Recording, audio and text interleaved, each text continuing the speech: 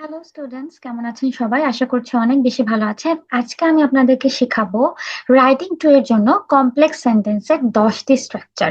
যে 10টি স্ট্রাকচার যদি আপনি আপনার রাইটিং টু তে ব্যবহার করেন, অবশ্যই আপনার স্কোর অনেক বেশি বুস্ট হবে। কারণ আমরা ভালো করে জানি রাইটিং টু তে আপনার যত ভ্যারাইটির সেন্টেন্স আপনি ইউজ করবেন তত ভালো মার্কস পাবেন। তাহলে চলেন আমরা আজকে কমপ্লেক্স সেন্টেন্সের 10টি স্ট্রাকচার শিখে আসি। প্রথমে যে স্ট্রাকচারটি দেখাচ্ছি সেটি হচ্ছে অনেক কমন একটি স্ট্রাকচার, অলদো অথবা ইভেন দো, যেটা অর্থ হচ্ছে যদিও। ঠিক আছে? তো প্রথমে আপনি যেটা বলবেন খুব সিম্পলি যে যদিও এটা এরকম, তারপরে কন্ট্রাস্ট মানে বিপরীত হবে পরের সেন্টেন্সটা। Although some people believe that money leads to happiness, others argue that emotional well-being is more important. প্রথমটাতে বলেছে মানির কথা, কিছু মানুষ বিশ্বাস করে, পরের দেখিয়েছে কিছু মানুষ বিশ্বাস করে মানুষের ইমোশনাল ওয়েলবিংই বেশি গুরুত্বপূর্ণ।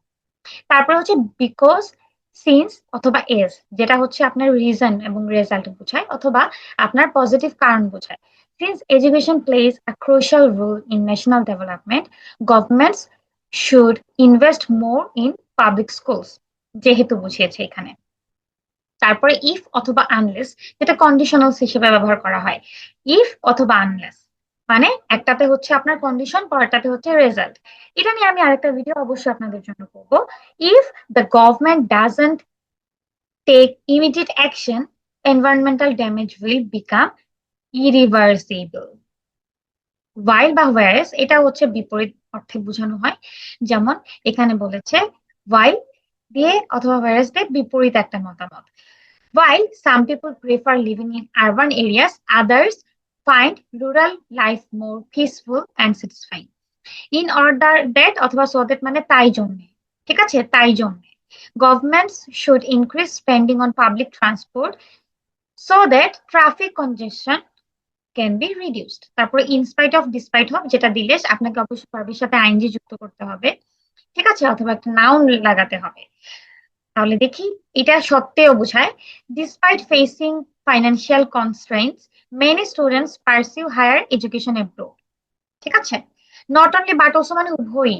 নট অনলি বাট অলসো হচ্ছে উভয়ই বোঝাতে ব্যবহার করা হয়। Not only does online education offer flexibility, but it also reduces the cost of learning.